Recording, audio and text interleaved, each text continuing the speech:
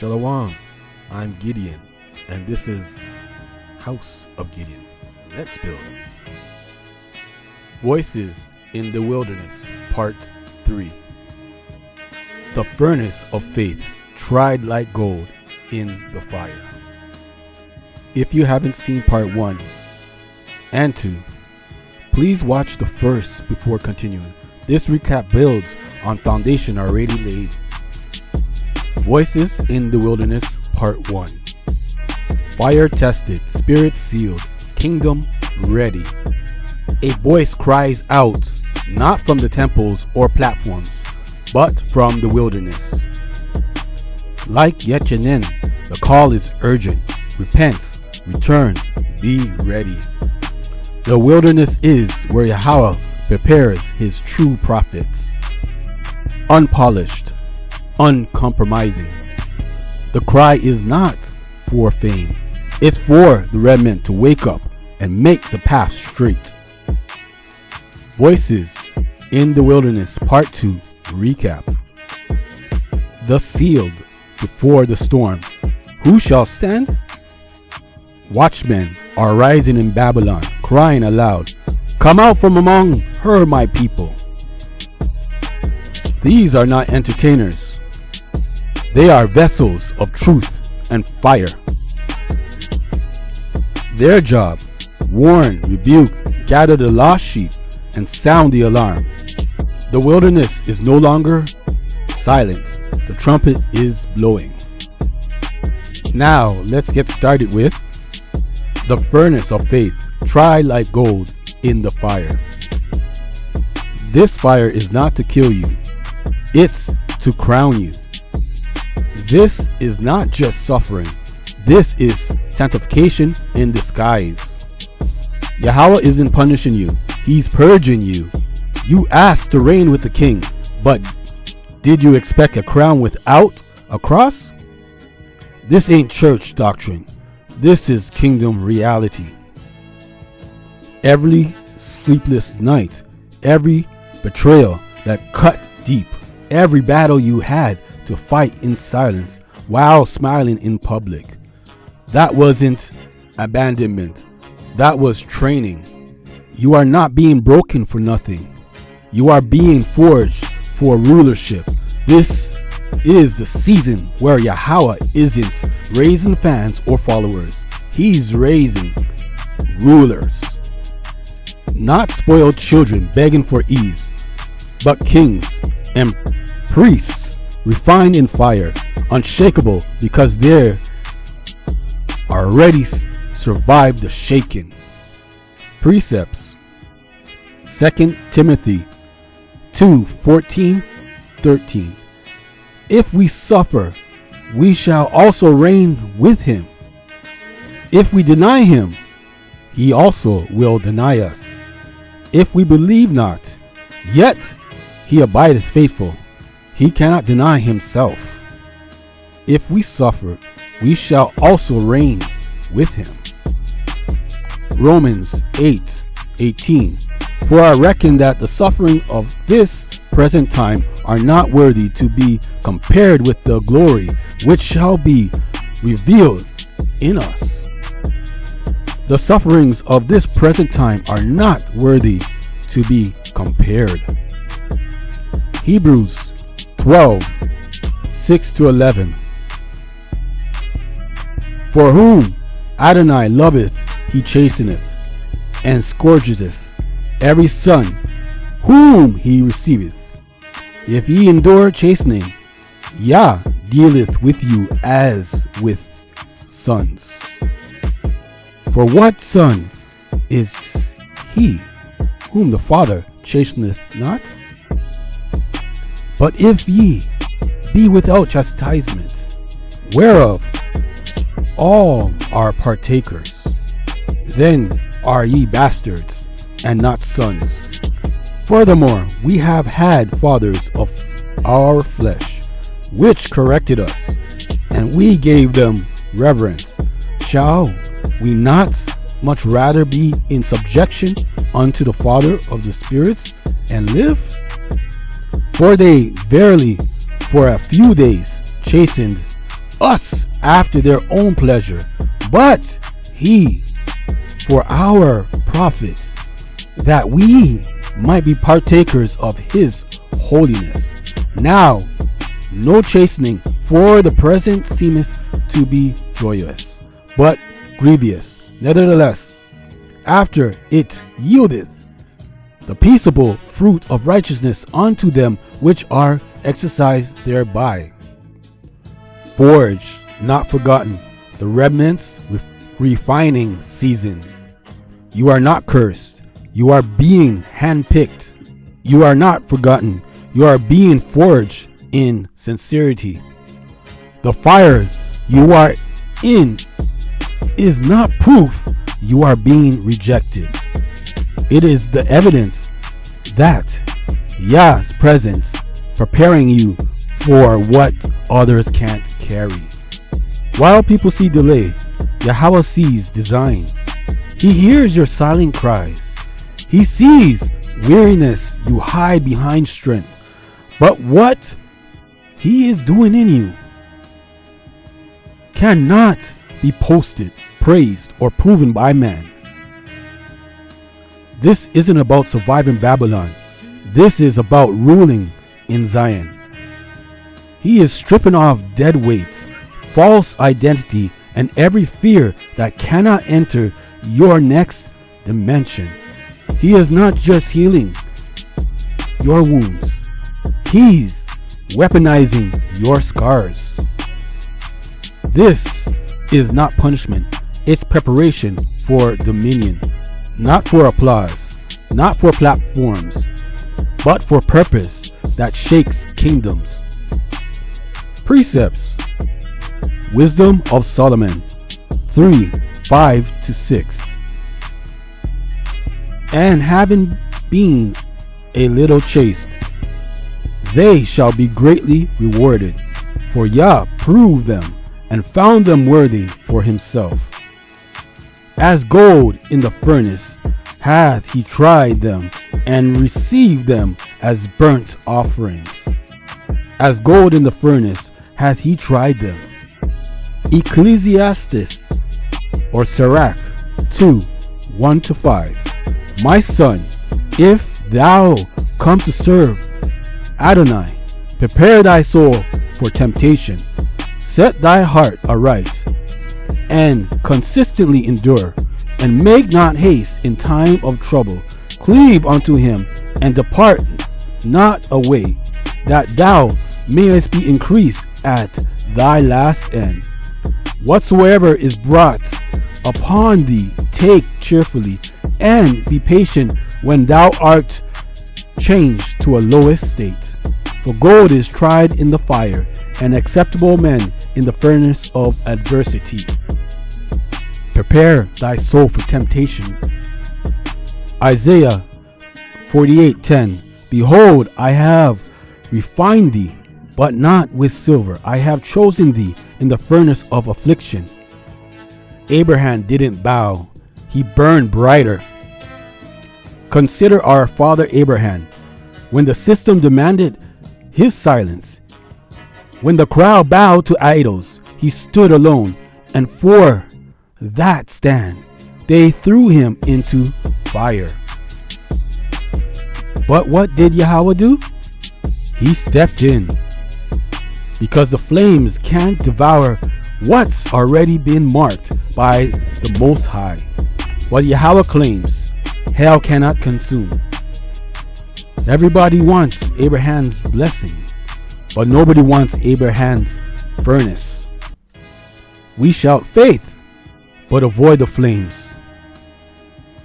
We want elevation, but not the exile. But make no mistake, this fire is not optional. It is the proving ground of the chosen. Your furnace may not be of brick and mortar, but it burns just as hot in rejection, betrayal, and isolation. This is not emotional hype. This is the hour of obedience under pressure, conviction over comfort, faith that doesn't flinch. Because the real remnant isn't coming out famous. They are coming out forged. Precepts. Genesis 22:1. And it came to pass after these things that Yah did tempt Abraham and said unto him, Abraham. And he said, Behold, here I am. Yahawah did test Abraham. James 1:12. Blessed is the man that endureth temptation, for when he is tried, he shall receive the crown of life, which Adonai hath promised to them that love him. Blessed is the man that endures temptation. Jasher 12:20-24. And now Terah had spoken this to the king concerning Haran, his son. The king ordered Haran to be seized with Abram. And they brought them both, Abram and Haran, his brother, to cast them into the fire, and all the inhabitants of the land, and the king's servants and princes, and all the women and the little ones were there, standing that day over them. And the king's servants took Abram and his brother, and they stripped them of all their clothes, excepting their lower garments which were upon them. And they bound their hands and feet with linen cords. And the servants of the king lifted them up and cast them both into the furnace. And Adonai loved Abram, and he had compassion over him. And Adonai came down and delivered Abram from the fire, and he was not burned. Abraham cast into the furnace by Nimrod, but Yahawah delivered him. Refined for the crown, building kingdom character. Crowns aren't handed out. They're forged in fire. Rulership isn't inherited by hype. It's revealed under pressure. Yahawah isn't just testing you. He's transforming you, not for survival in Babylon, but to conquer it in righteousness.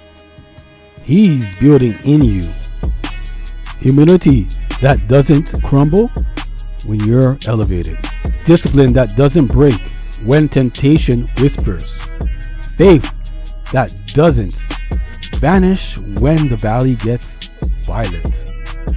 Everyone wants the throne, but who's willing to be crushed like the king to wear his crown? This isn't punishment. It's preparation for dominion, because Yahawah doesn't crown the comfortable. He crowns the crucified. Precepts. 1 Corinthians 9:25. And every man that striveth for the mastery is temperate in all things. Now they do it to obtain a corruptible crown, but we are incorruptible. They do these things to obtain corruptible crown. We are incorruptible. Daniel 11:34-35. Now when they shall fall, they shall be hoping with a little help. But many shall cleave to them with flatteries, and some of them of outstanding shall fall, to try them, and to purge, and to make them white, even to the time of the end, because it is yet for a time appointed. Some shall fall, to be tried, and to be purged, and make them white. 1 Peter 1:6-9. Wherein ye greatly rejoice, though now for a season, if need be, ye are in heaviness, through manifold temptations, that the trial of your faith, being much more precious than of gold that perisheth, though it be tried with fire, might be found unto praise and honor and glory at the appearing of Yahawah HaMashiach, whom having not seen ye love, in whom though now ye seen him not, yet believing ye rejoice with joy unspeakable and full of glory, receiving the end of your faith, even the salvation of your souls. The trial of your faith is more precious than gold. Will you endure the fire or escape your crown?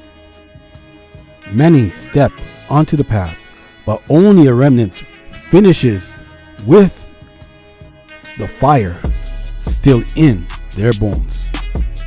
This generation craves the crown, but despise the crushing. They want elevation without endurance, anointing without affliction, platforms without pressure. But Yahawah's road to royalty, it's paved with fire, not fame. You are not being tested to fail. You're being proven to finish. Those tears, they're oil in the making. That silence, it's sacred ground. Your quiet obedience when no one claps, that's your true offering to the King. This isn't about recognition, it's about inheritance. So the question is, will you endure and be crowned, or escape and forfeit what was written in your name? Precepts. Matthew 24:13. But he that shall endure unto the end, the same shall be saved. Revelation 2:10. Fear none of those things which thou shalt suffer. Behold, the devil shall cast some of you into prison, that ye may be tried, and ye shall have tribulation 10 days. Be thou faithful unto death, and I will give thee a crown of life. Wow, that's powerful. Be faithful unto death, and he will give you a crown of life. That is awesome. 2 Corinthians 4:17-18. For our light affliction, which is but for a moment, worketh for us a far more exceedingly and external weight of glory, while we look not at the things which are seen, but at the things which are not seen. For the things which are seen are temporal, but the things which are not seen are eternal. The question of the hour. So now I ask you, Yashrael, are you enduring the fire or escaping the process Yahawah designed to crown you? Do you really want to reign with the King, or just avoid the cross that qualifies you? Is your faith still alive when there's no breakthrough, no applause, and no sign of relief? Are you obeying Yahawah in secret, or only when it benefits your image? What if the silence you hate is the wilderness he uses to unlock your authority? Will you trade your eternal inheritance or temporary comfort like Esau or King Saul did? Final cry.